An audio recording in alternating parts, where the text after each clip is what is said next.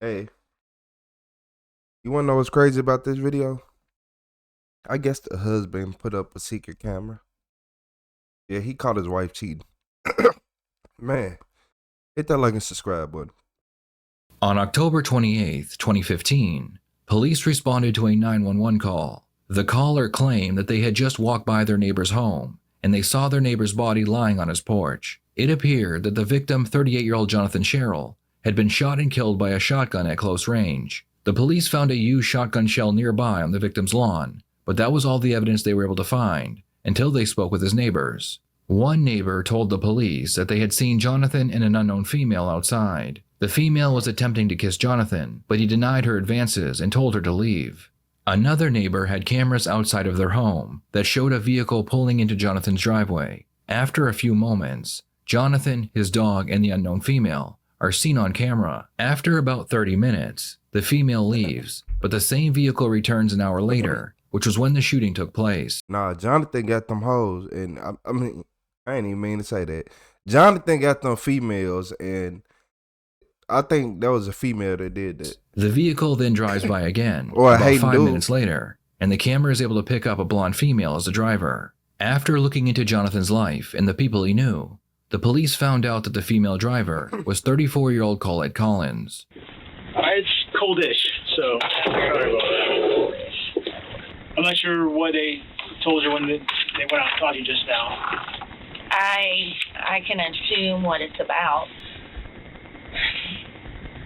I wanted to stop by because I hadn't seen him since he had his DUI.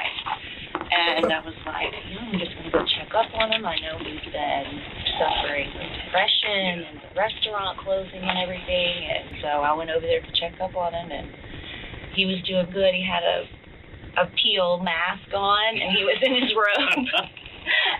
I guess I called him like at an facial? all-time, a facial.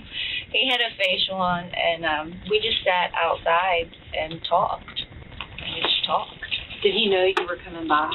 No, he didn't know. He didn't You know. decided to surprise him. I was on the way home, and I was like, I'm passing his house. I'm just gonna stop by, because I don't think we've ever really communicated over the phone. It's just like I'll see him or he'll. She that nice girlfriend, but really stand like she creepy. She the scary one. She the one that gonna be at your house at 3 a.m. I'm not going to sleep. I gotta see. She gotta physically see your car, see your window, see your light off and all that. See, man. By my house and we'll hang out or whatever, whatnot. Jonathan owned a bar that Colette and her husband, 38-year-old Sam Collins, would go to often. Jonathan and Sam had become very good friends, but because Colette had a history of cheating on her husband, Sam stopped spending as much time with Jonathan. We really didn't have that close of a relationship. He was just someone that I could talk to. What about he and your husband? How was their relationship? They had a good relationship. Yeah, I mean, at first they were better friends than he and I were, and then I don't know if my husband just started to get jealous of him and I, like hanging out. You mentioned the whole Facebook thing led to jealousy. Yeah, that was way before any of this, but yeah, he you know, he gets jealous, but so I was like, okay, and that's what he doesn't know. I went over there that night. So I at the house, I'm like, what is it? Because I don't want him to get upset with me for going over there, you know, and. Do you and John have an intimate relationship? No. Have you ever? No. I didn't hear about what happened until last night, whenever I got home from work. And I was just like, How'd you find out? what? The WTOC app I have on my phone. And I did have a vodka drink, before I left work. Not gonna lie. And, you know, so I had some emotions running and I wanted to see him. And so I stopped there before I went home, because if I would have gone home, I wouldn't have been able to go out again. And so, you know, we were just, I guess, talking, and then I couldn't tell you how long it really was. I don't remember. Right. I really don't remember. And then I left, and I went and got 2 bottles of Pinot Noir, and From Parker's. Only place open. From Parker's. And I know this is a bad call of judgment, but I did open that line. My husband hasn't had a drink in over a year as of September 1st, and he doesn't like for me that, I don't want to bring it around him. So I kind of rode around and drank on that bottle of wine, and I took the other bottle home with me and gave it to my mom because she drinks red wine. Yeah. Oh, I brought you a bottle of wine home. Yeah. And where did you ride around to? A little bit of, just kind of staying close to home, but 46 and the farm area and back through his neighborhood. I think I went back through there maybe one time, and I had another friend that kind of went by her house to see if she was still living there. And so when you get there, you leave. Which way did you leave? Which way did you come in? Did you come in by the pool, or did you come in? I think I did come in by the pool and turned in. Now I can't remember if I went out and went that way or if I went out and went that way. Because that alcohol, I can't remember. Colette's story would explain why she was seen on camera driving around Jonathan's neighborhood. The problem is, why was she there around the exact time the shooting took place? The other issue the detectives have is they know Jonathan was addicted to painkillers. They also know that Colette's husband had also been a pill addict and a dealer, but Colette claims he had been sober for a year. Is it possible that Jonathan's death had something to do with their drug addiction? It's just confusing to where all of these drugs were so easily accessible to John. That's what got me. And where did he get the money? And did he owe them money? It's every video, every single police video got something to do with drugs. Can we, man, she more than a chick with her head cut off. She talking entirely way too much. Did she make any sense to y'all yet, or she has been talking? She been talking for a while too. Or I don't know. I don't really want to, I don't try and get into that scene because I don't want to. Yeah, and that's kind of the commonality of the people that you just talked about. And then you've got your husband. Y'all don't fit in the mix unless there's something going on your end as well. I mean, a recovering addict or a recovering alcoholic does not put themselves in a social situation. and that's what I'm waiting on you to tell me is, okay, yeah, my husband, and I don't care if he sells or deals or whatever with these guys. We're trying to find out who it is that John is indebted to. And this little network of folks, somebody's got to hold the answers. I really wouldn't know that information, Do you know if he and Josh and Corbett, are they all buying from the same person? Your husband, is he using it all that you know of? No. That you know of? No. Yes. Do y'all own any weapons? No. None. No. No handguns, BB guns, shotguns? That's a rough area out there. Most people that live out there have something. No, he can't. We can't have weapons because he is a convicted felon. I can't believe anyone would do this to him, to John, and we cried about it. And I don't know what to think. I really don't know what or who would do this. So you have 4 drinks. Nothing intimate happened. Nothing intimate happened. We hugged, I think, twice. That facial was throwing me off. It wasn't very sexy at the time. That is weird. That facial. Colette explains that a month prior, the front door to their home was kicked in. Then 2 men stepped into the home and fired off several rounds from the shotguns they were holding. Her husband told her not to call the police because with his history, he didn't think it would go well for him. Why do you think somebody would come to your house and do that? From what I heard on the streets is that someone said we had all kinds of money on hand. Mm-hmm. And you can look in our bank statements and we're like 3 months behind on rent. Right. We don't have, that's I'm like, we don't have anything. Who do you think did that? I have no idea. And your husband doesn't have any idea? No, we have gone and talked and do you think he would tell you? Who, my husband?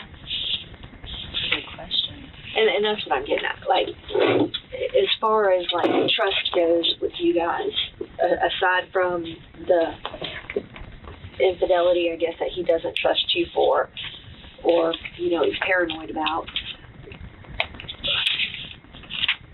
would he tell you if he was back in the game?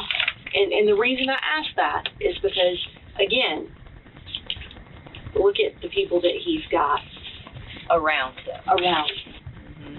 I mean, he's not, you've been out of work, I don't know how much money he's bringing in, he's not getting disability, and randomly these people show up and shoot up your house, and he doesn't want to call the cops. If he's clean, did they go in the house looking around for anything? I mean, there's I know. It stinks. It does. It stinks. It does. Would he have had a stash for them to take? I know when he's on coke and pills and all of that, and he knows that I would be gone the minute I saw it, and so would our son. It troubles me to know that somebody comes into your house, kicks the door open, discharges a firearm where a family is housed, regardless of whether or not they were there or not, and you guys don't call the cops. Like, it makes no sense to me. And I'm not going to sugarcoat it and tell you that, I believe everything you're telling me, because I don't. I mean, there's too much going on around you guys for it to be as innocent as it is. All right, and obviously, I think by the look on your face, you probably know that there's upset. Like, sure. I mean, whether you're concealing a relationship, whether your husband is back in the game, whether he was on a bender, why the cops were. I mean, all of these questions, they're unanswered, and the responses that you're giving us don't make any sense. I wouldn't be pressing you for those answers if I thought you were being honest. The thing that I'm really having a hard time with is the incident at your house, your husband's involvement with these other guys. I mean, you guys may have been down here a short time. Some of these folks have been here for a long time. So we kind of know, like, it just, I don't know. And you're either going to somewhere deep down inside choose to tell me the truth, or you're not. Well, I have been telling you the truth. I have been telling you the truth. And as far as people that have been here longer, I mean, I don't know. That would be like hearsay, or just like, I can't believe this happened. I really can't. For someone to do that in in just the manner it was done. I've never been to where I just saw him and that's the last hug I know I'm ever going to give him. I don't know. I'm not good with death. And especially like murder.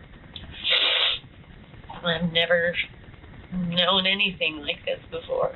Although Colette appears composed and shows none of the typical body language cues associated with deception, detectives decide to make one final attempt at pressing her to see if she'll admit to knowing anything about the murder. How did you know that? Because you said it a couple times already that you were the last person to see him alive. What made you think that? Like why? How did you know that? Well, I knew I was one of the last people at his house. I didn't know if there was anyone else that had come after me or who was there with them. But, I knew that I was there that night. Your car was there with you in it, plain as day, right before and right at the time that it happened. Okay.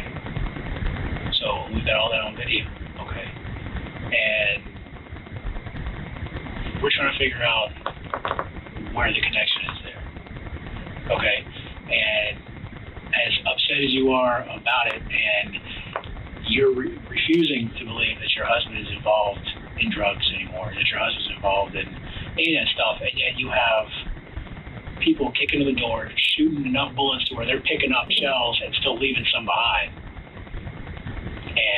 But that's just a random thing that happened. Really doesn't have anything to do with anything. And you think that it sounds like somebody set your husband up for that, set y'all's house up to get hit. But you don't think any of this has to do with drugs or any of that, and that there's no connection between, you, it sounds like y'all had a pretty tight-knit group there. So what are you not telling us here? Because we know that there is a good bit more, because there's a lot that, that we know that we haven't told you yet, but there's obviously a lot that you know that you haven't told us. I mean, I'm like rattling my brain at what it could be.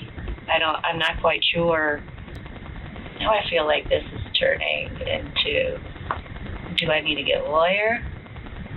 As soon as Colette says lawyer, the detectives are forced to stop the interview. At this point, they believe that Colette's husband may have started selling drugs again, and perhaps John refused to pay his debts. They decide the best thing to do is interview her husband and see what he has to say.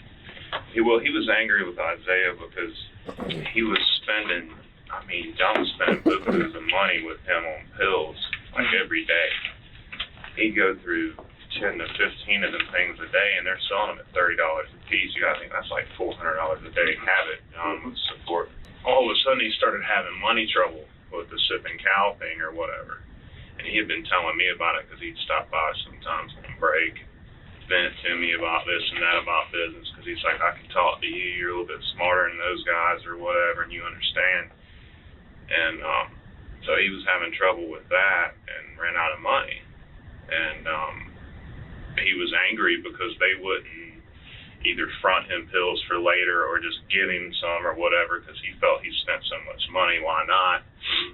He just said that, well, we all need to band together and get him or whatever. And I'm like, what does he mean, band together? Like, who's banding together? I'm not banding together with anybody for anything that he has going on. I know that. I told that to Josh. Before you go further, how do you know John? And at the time, I had just got injured and I was seeking more medicine as well. So when I first hurt this leg over a year ago is when the hospital sent me out with basically no medicine. So I went on the hunt for medicine. And that's how I ended up getting intertwined with these people and everything, because I was buying pills to... Take me... What your relationship with John? Do you guys ever have any issues? Or tell me, how many times did you see him? Did he come over every day? Did you go over to his house? I went over to his house one time, and he generally would come over to my house. And for a while there, for a couple weeks there, he came over nearly every day. Mm-hmm. But it was out of convenience, that his work is there and his home was there, I think. And he would call me just to shoot the breeze or whatever. We're not here to jam you up in any way. Yeah. But I just need complete honesty from you, okay? Have you ever had anything in your house that you sold to him, such as narcotics or anything like that? No. You never sold him any drugs? No. Did you ever let him have any drugs that you had in the house before? What do you mean you're not trying to jam me up? What kind of question? What do you want to know? What I'm saying is I'm not going to arrest you for distribution of whatever you gave him. I'm just trying to establish a relationship that you had with him. Yes, he did come over, and I did give him some medicine from time to time, yes. And did he pay for that medicine? Or did he give you, items like a watch for that? Well, I think the reason he gave me this watch is because he knew he wasn't going to have any money, and it was sort of his way of buttering me up. I got you. And then he told me he was going to pay me later, and that was basically how our thing went. He's like, well, I'll pay you later. I'm good for it because I got the these stocks and this going on and these comic books, and you know about my watches, so why don't you just give me those and I'll pay you later. Right. So I gave him some and gave him some and gave him some, and then he didn't pay me. But About how many total do you think he got from you over however long that was? Hey, he making it sound worse and worse. The more he talk, it sound like you did it. It sound like he ain't pay you. Sound like he ain't pay you. Like, you still wearing cargo shorts with a striped shirt. Yeah, I ain't gonna lie. I'd be mad too. I don't know exactly. And you're telling me you're not going to jam me up. I'll tell you, you're not even in our jurisdiction. Okay, you're actually in Beaufort County jurisdiction with the Bluffton Police Department. So I'm not here. We're here to investigate a homicide. Yeah. Okay, we're not here to investigate a drug case. Okay. Yeah, that was somewhat our relationship because he knows I get medicine. Okay. So I can have it sometimes, and I knew other people, and I knew Isaiah as well. Mm-hmm. So there was that relationship there because there was some of the time where I did have some of Isaiah's, and then he would come and get them and go to work or whatever. Now, if he knew... Actually, I think Isaiah might have been the first person that put me in touch with him, now that I think about it. If you both knew Isaiah, why would he not go directly to Isaiah and go to you instead? Convenience. As far as location or... Location or less money or... Not less money, just less time. Okay. Sam admits that he would sell John medication when Isaac, who was their dealer, was out of product or not around. He also admits that John ran up a tab with him and he never paid. The detectives believe they are heading in the right direction, but soon they will realize that Jonathan's death had nothing to do with drugs or his ability to pay for them. Damn, what was it? But I mean, I quit doing all that. Like, that's fine. As soon as I lost that money, I believe you, man. That's cool. That's cool. Would John? Because I know y'all. Look, I'm telling y'all, it's the females. What I said at the beginning is females. It was the crazy female. I've probably seen into my past. You know, I used to do a lot of stupid stuff. I used to deal drugs. I got in trouble for it. Okay. Ended up getting shot over a year ago, and ever since then, you know, I don't really want to talk about it. But you know, I was in Allendale in the wrong place at the wrong time. If that tells you anything. Okay. So. After all that, you know, I've really just been standing back from it, you know what I mean? And then the pill thing was just there because of my leg or whatever, and that's how I ended up getting involved with these people. And then Josh Moore and whatever. But go ahead, let's... Do you think that John might have mistakenly got in his head that you were still selling and had money in the house and stuff like that? Or? Possibly. Okay. Tell me about this incident that occurred, these guys coming up to your house. I'm not too familiar. At first, I was in my bedroom one night, and I hear somebody tampering with the AC unit. And I go out first, and my stepmother, or my mother-in-law, I mean, she thinks it's raccoons because she'll throw scraps out in the yard or whatever. And she's like, oh, it's probably a raccoon. I've seen them out there, you know. So I go out there and I look and I don't see anything, and I go back in my room, and then the next time I hear somebody kind of talking. Yeah, so they were on my porch, and I looked through by my wife's vanity in our bedroom. I could see through the blinds, and I could see over, and I just saw a guy in a yellow jacket and then another figure. I couldn't really tell much more because I went back immediately, you know, and then... So whenever I saw that, I figured I'd try to spook them. So then I flipped the lights on in my room and came out in the den and flipped the lights on. So I get the hell out of here. You know what I mean? Like, we're calling 911. Which we didn't. I just heard him bolt, and I could hear him running across the yard. And then I waited a little while, and I saw a car leave from down the road hauling butt. Did they ever fire any shots at you? In Colette's version of this same story, she claimed that the two men came into the home and they fired several rounds into the walls and ceiling. How do you... I don't like her. From my understanding, there were some bullet holes in your trailer. In my house? Yeah. Yeah, there are. There were some that were there when we moved in. So there were no bullet shots this night? This night that these guys came to the house, they didn't shoot at you, is what I'm saying? No. Okay. And you said I mean, that's kind of what I made Josh think, because Josh starts all the rumors. Okay. So I did that on purpose. Okay. To try and hopefully make them think it's more severe so that maybe they leave me alone or something. What did you tell Josh I happened? told Josh that some guys came in and shot at me, Okay. and that I shot at them, but I don't own guns. Okay. And I was lying when I said that. That never happened. That was my way of making him think that I was armed, or if somebody came in my house, I could get rid of them or whatever, because obviously I can't have a gun and I feel vulnerable over there. Who was home when? When this happened? they came to when you're Just me. But didn't you just say that your mother-in-law was there? You just said that You just said something about the raccoon. And I quote, No, she was talking mother-in-law in about- the house at time of robbery. No, I didn't say anything about a robbery. Not robbery. I'm sorry. She was in the house. You were like, you need to take better notes. Okay. She was there the night when I saw the guys on the porch. Now there was a few nights that I heard people out there and stuff. Now the night that he's talking about when my door supposedly got kicked in, she wasn't there. I was there. Tell me about your relationship with your wife. I ain't gonna lie, police be trying to get people. Because he did say that on one night he heard somebody AC unit, then it was a different night where he seen it doing the yellow jacket through the vanity. But the police, hey, they messy. I ain't You gonna guys lie. been married for how long?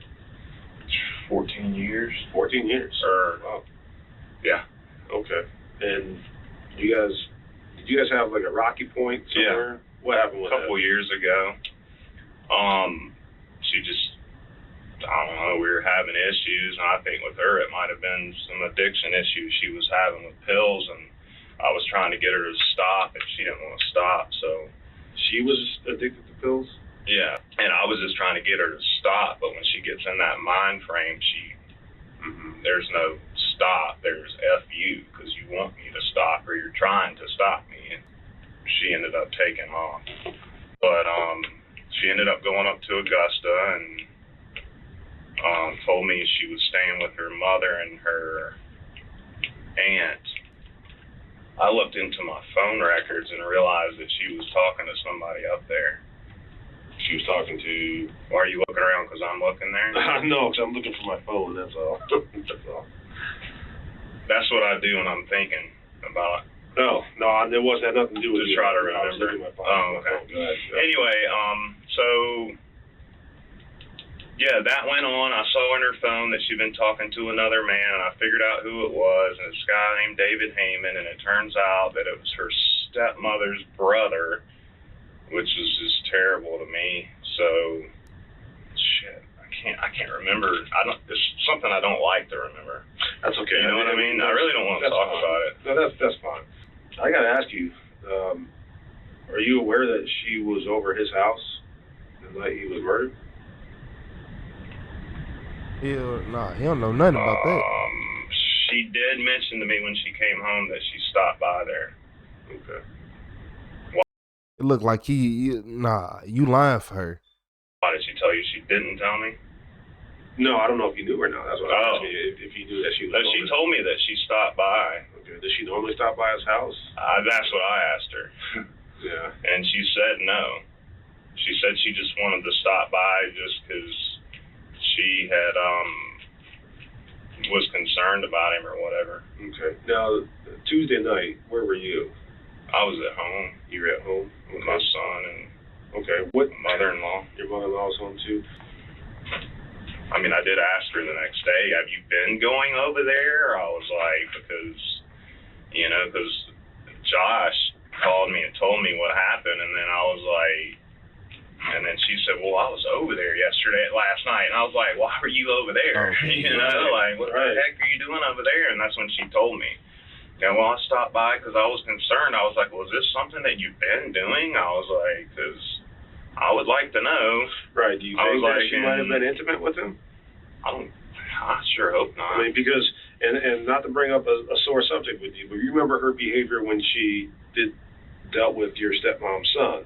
Does she kind of exhibit the same behaviors over the past couple of weeks with John? What do you think was involved with this? I honestly think that he incurred a drug debt with somebody else. Would you give us consent to search your house and your vehicle? No. You want to give us consent to search your house and vehicle? No, that's just... Okay. feels like invasion of my privacy, and there's That's fine. That's why we asked for consent. There, You know, I mean, I figured I'd ask. You know, again, that just helps eliminate you more. Before they end the interrogation, the detectives have one last question for Sam. They want to know why his story about the two men on his property was different than his wife's version. Going back real quick again to that night, the other thing your wife told us was that when she walked in the house, she actually picked up a couple of shell casings left from when those guys came in. She said, well, basically what she told us was that they kicked in the door, you're in the bedroom, they look in the bedroom, see you, blindly fire a couple of shots around the corner in your general direction, and then take off, basically, is what happened. So to get a story that different from what you've given us, it kind of raises questions about what's going on with that. I mean, I don't know why she thinks it happened just like that. I mean, it may not be that specific, but she did say she picked up some shell casings. Yeah, I remember her picking those up. So where do those come from? I don't know. So these guys did fire at you, or no? No. I mean, it's not gonna. Reason why I ask is it's not gonna change anything. We just need to know if somebody's willing to try to kill you, then they may also be trying to kill John. Yeah, they fired at me. I just don't want y'all messing with me. And we're not here to mess with you. I already told you that. Yeah, they came through the door and fired at me. So you did get shot at. Did you have a gun and did you fire? No, I hid in her closet, flipped the lights out. About how many shots did they fire? Just two. How would me shooting back change any of that? Because it's going to scare them off. It's going to scare them off. They're going to know that you're protecting your house, and they're not going to come back. I mean, well, I probably scared them off. I would do the I'll same say thing. that. Okay. Let's just say that I scared them off. Okay, you scared them. He got a gun. Fair enough.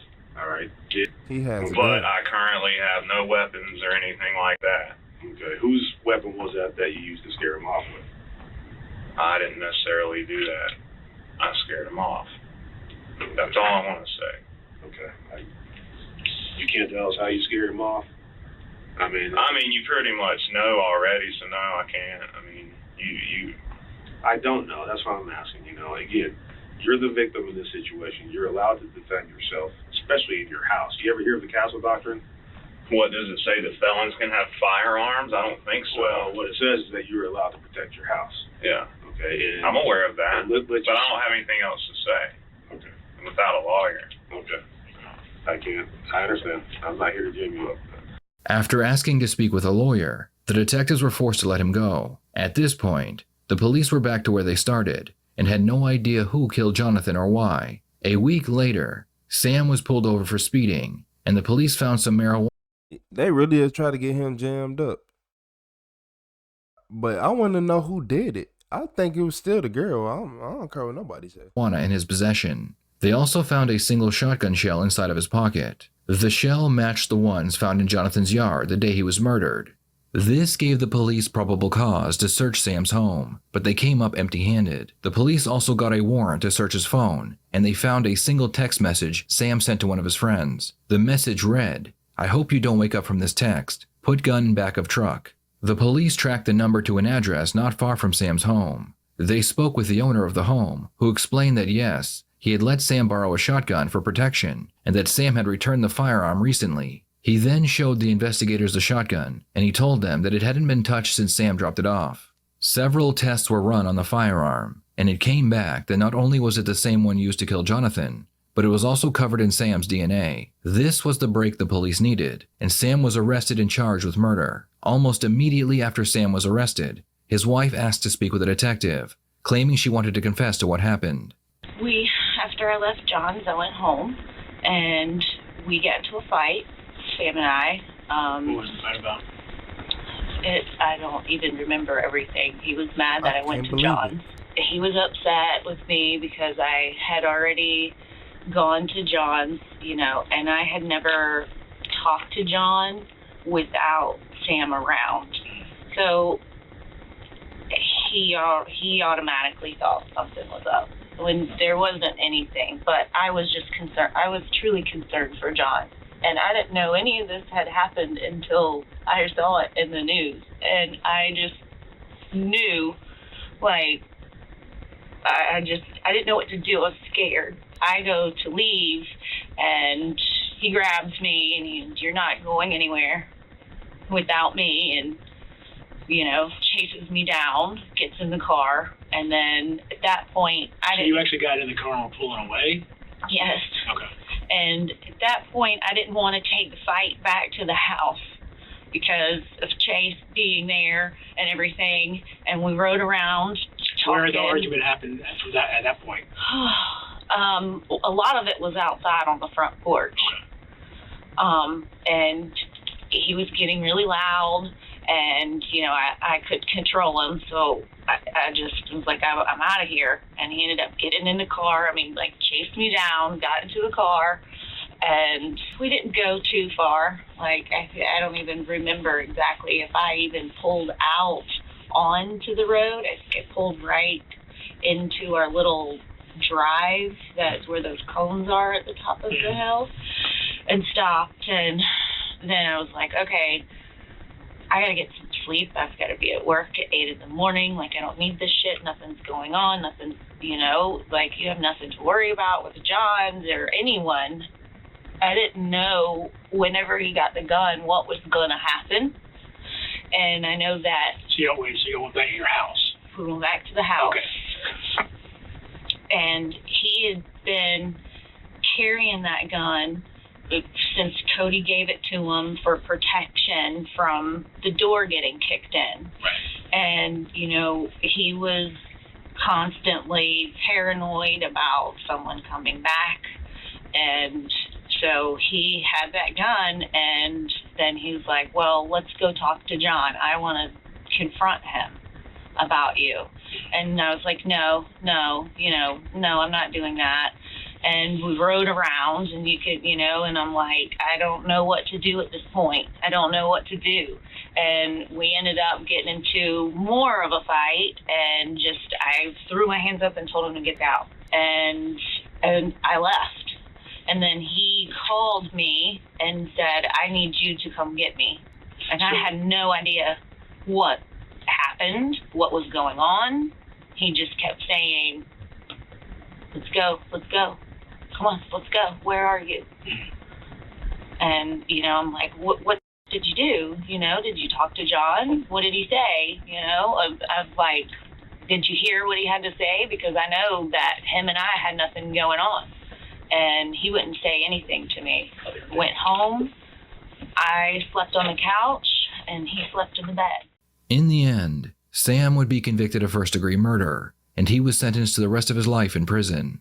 In exchange for her testimony against her husband, Colette was sentenced to 15 years in prison. What do you think about this case? You know what? I was wrong about her. That was both wrong. He was so lame. You mad about, man. Look here, y'all. So, first off, they was both wrong.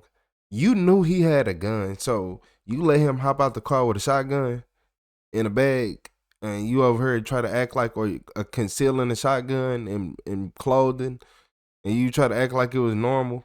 You knew he had it. Quit trying to act dumb. That's why you in jail now. Then you try to flip the script. Oh, so this is what happened. Because you already knew it. You was lying. Then I started listening to him. I'm like, hold on. Like, you lying too. Like, he was, yeah. Because when the police start asking him questions, you can tell he had a script already in his brain already. Like, it was on his face. Why? He already knew it. Like, he was too prepared for it all, if you can say. Like, he knew he was going to be asked that question. It wasn't nobody who had to think for a second to be like, you know what? Nah, And then he mentally calculated how much time he should wait to answer the question. So, yeah, I peeped that when he started talking. She was lying. She was just lying. She was lying so bad. She over there trying to do all that extra over talking. Also, like she been talking for like 6 minutes and I ain't understood nothing. Like nothing that you said makes sense or is even relevant.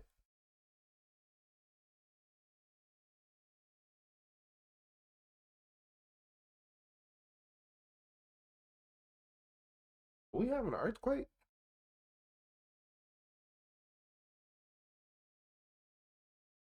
What is that?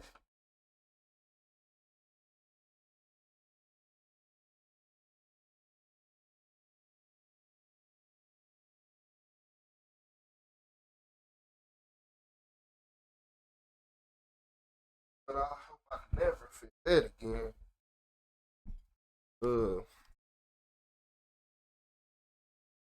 yes, I zoned out immediately when she started talking. But yeah, hit that like and subscribe button. I don't know what that was. It was somehow. It was something that just vibrated the whole. It was just like it felt like a pulsating vibration, like something that's vibrating, like your phone would. Imagine, you know how you can tell your phone vibrating. So imagine a giant super phone. That's what it just felt like. That's what I'm like. Is we having an earthquake? It went away though. So like right as I got up to open up the window to hear what it was, it just everything just vanished.